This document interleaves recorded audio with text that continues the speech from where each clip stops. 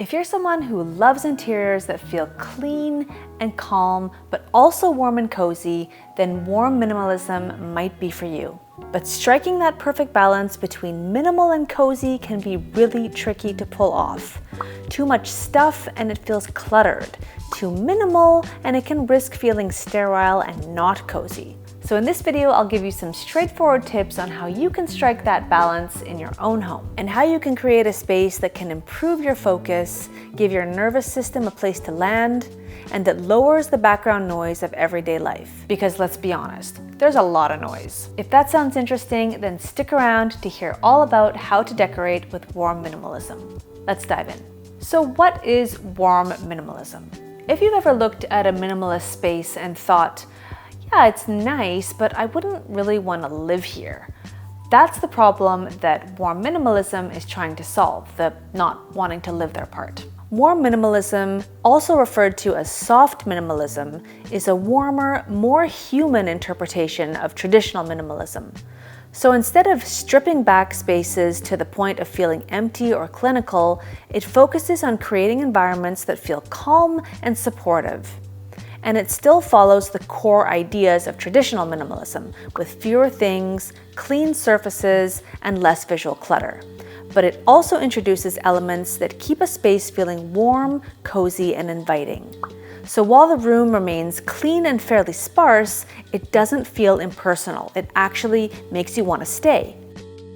Warm minimalism is about creating a home that feels visually calm, but also emotionally and physically comfortable.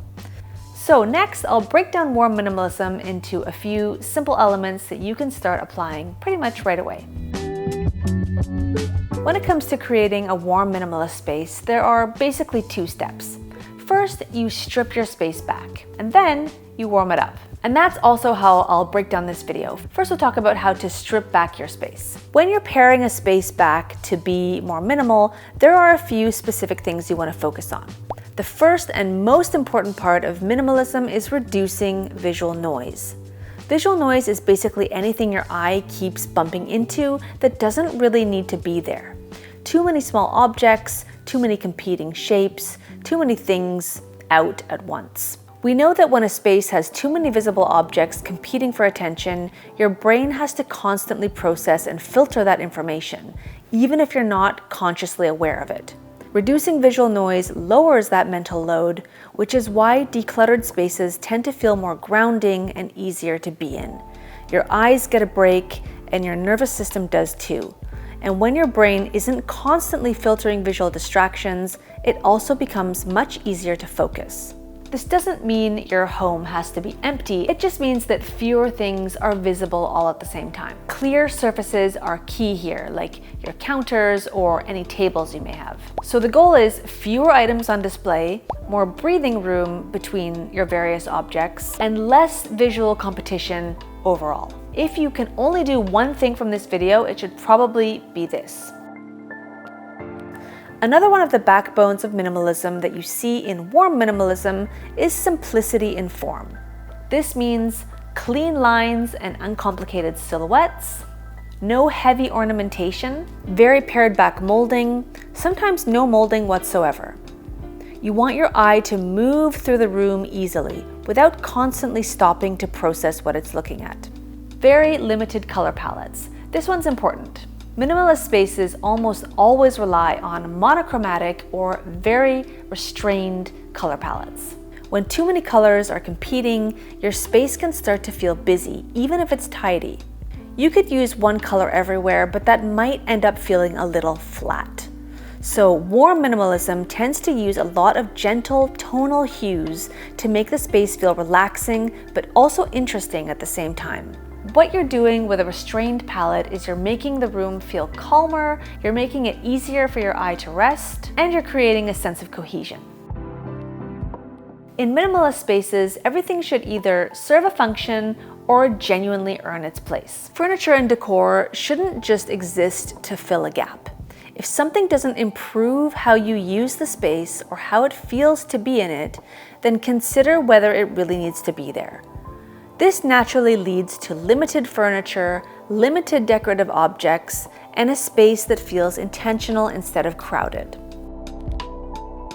Finally, minimalism only works if storage is also doing its job. Closed storage is your best friend here. Cabinets, drawers, baskets, anything that lets you put everyday items away, keep surfaces clear, and hide the things that don't need to be seen.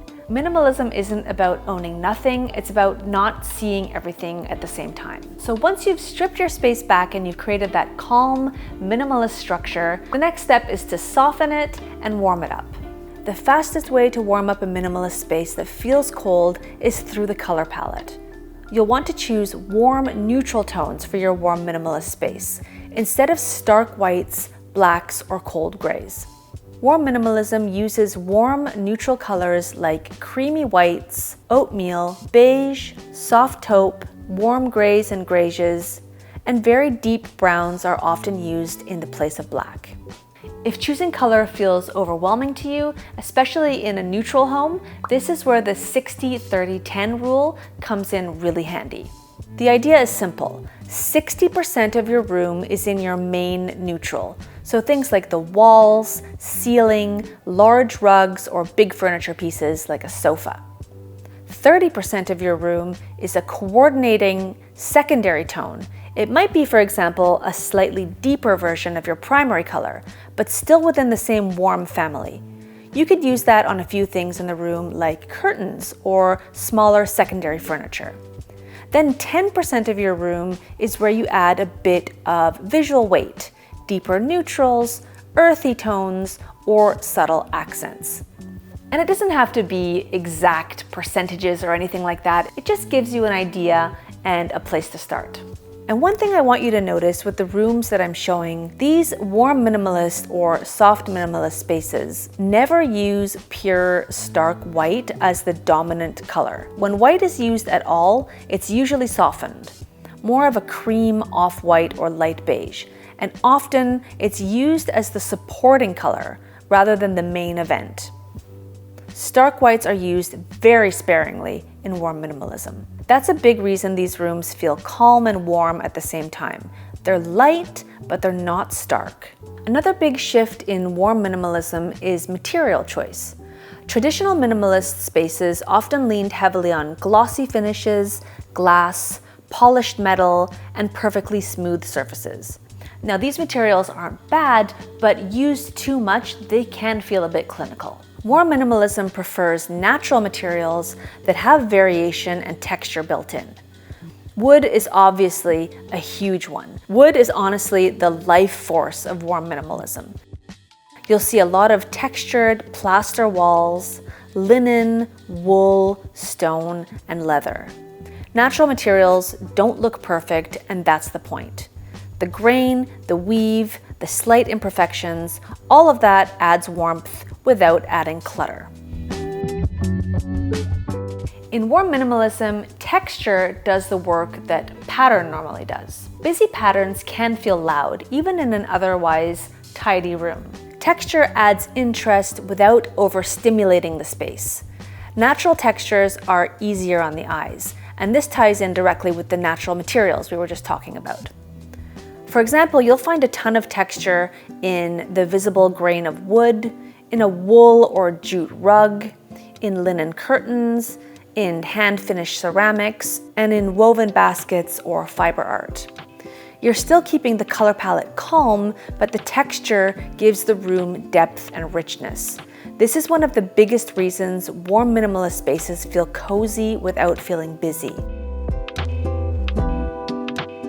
Warm minimalism also softens the shapes in a room. Where traditional minimalism often used very sharp, angular furniture, warm minimalism leans more toward rounded edges, curved silhouettes, and softer forms. Even small changes, like a rounded coffee table or a curved lamp, can make a space feel more relaxed and inviting.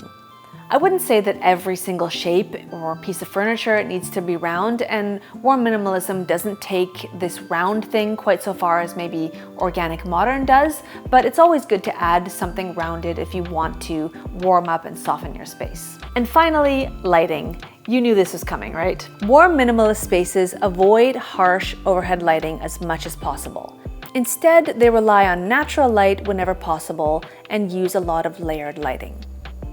and always with warm toned bulbs, ideally in the 2700 to 3000 Kelvin range. This creates a softer, more ambient glow that makes the space feel calm and lived in, especially in the evenings. You can have the most beautiful, neutral palette in the world with the most natural materials, but if the lighting is wrong, then the room will still feel cold. But I'm curious, if you've been trying to get this look yourself, which part feels harder to you? The stripping everything back or the warming it up? Let me know in the comments, and don't forget to subscribe, and I will see you again here very soon. Bye!